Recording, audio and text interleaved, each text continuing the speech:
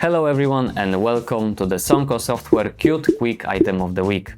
Today we'll look at column. Column is a positioner. If row arranges children from the left to the right, column does the same thing from top to bottom. You do not write any y values or do any math. Column measures each child and positions it automatically. On a real device, this is what you use for a settings panel, a sidebar, or any vertical list of items. By the end of this video, you will know how to build a vertical layout like this one. Clean, compact, and product ready. Before we start, we are Somco Software, an embedded software development company. In Somco Software, we build real products with multiple GUI frameworks. We specialize in Qt and LVGL. Check our channel for amazing tutorials, and if you want to work with us, reach out. We can help you with any topic related to embedded software. Now let's go back to the video.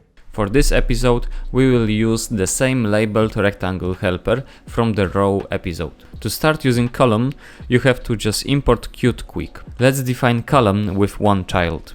And here it is, one item inside the column. The item sits at the top left corner. The column grows to fit its children, nothing more. Now let's add two more children.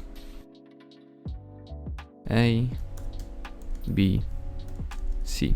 Three items stack on top of each other. No coordinates, no calculations. The properties are pretty similar to rows properties. We can add spacing, which is the gap between children in pixels. We can also manipulate padding,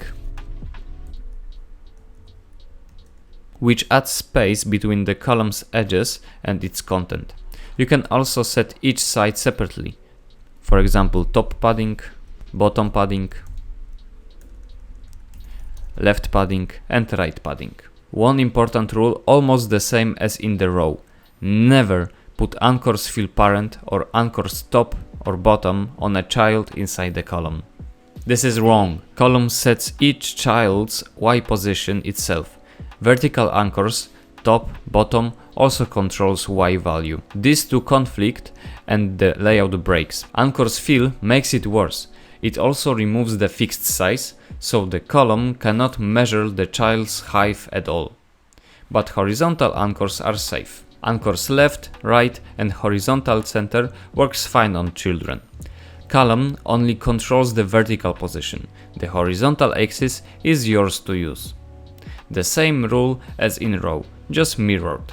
Row forbids horizontal anchors, column forbids vertical ones. Now let's use column for something real, a complete settings panel, the kind of component you can find on a real embedded device. And now you can see 4 settings rows stacked in a column. Each row is a row from the previous episode, an icon next to a label. We use repeater to build the list from a model. We will cover repeater in its own episode. The whole panel is only 74 lines of code. Column handles all vertical positioning. No y values, no math. This is exactly what you ship on a real embedded device. Thank you for watching.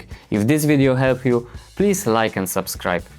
Tell us in the comments what QML item we should cover next. If your team needs help with embedded Qt project, visit us. Link in the description. Thanks for watching, and I see you in the next episode. Cheers!